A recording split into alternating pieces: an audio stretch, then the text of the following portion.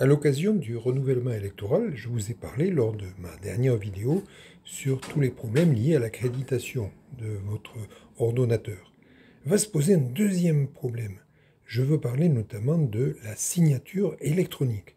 Est-ce que vous avez là-dessus une notion? Eh bien, si ce n'est pas le cas, je vous invite à regarder cette vidéo. Allez, à tout de suite.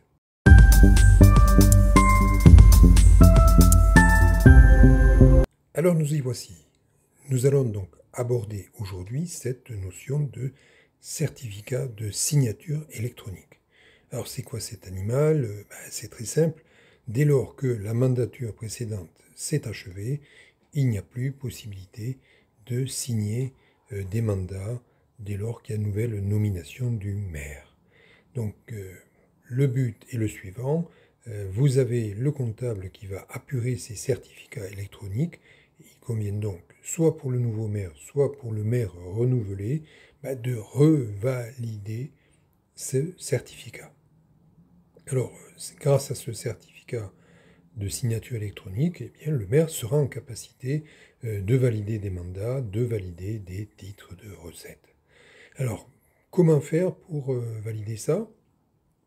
Eh bien, ce certificat pourra être validé notamment avec, bien sûr, la fourniture d'une carte d'identité du maire.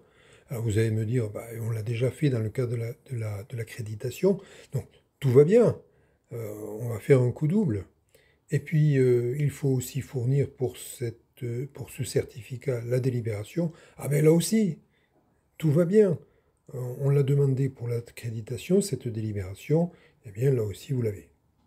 Alors, bien évidemment, il va falloir fournir une adresse mail. Ah mais comme ça tombe bien, là aussi vous l'avez fourni lors de l'accréditation, donc là aussi on est sauvé.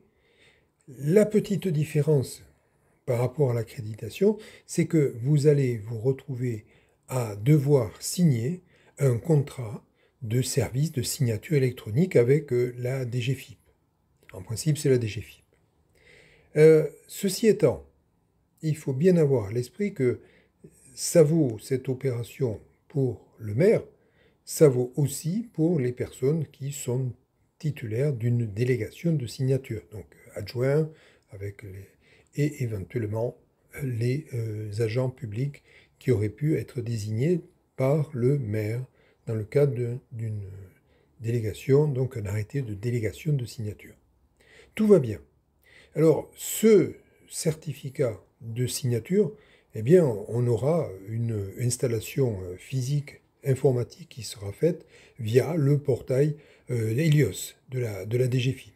Alors, il faut reconnaître que, voilà, c'est un peu technique, mais c'est important d'avoir ce certificat de signature électronique pour la bonne et simple raison, c'est que ce certificat permet de valider, de certifier le service fait en matière de mandat.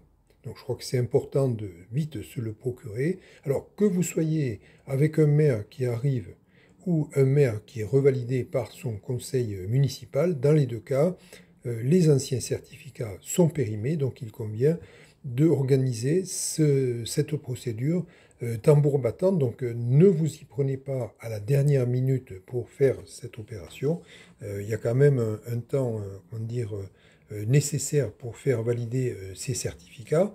Voilà, je crois que c'est important. Alors n'hésitez pas à regarder sous cette vidéo les différentes sources juridiques que je pourrais vous fournir là-dessus.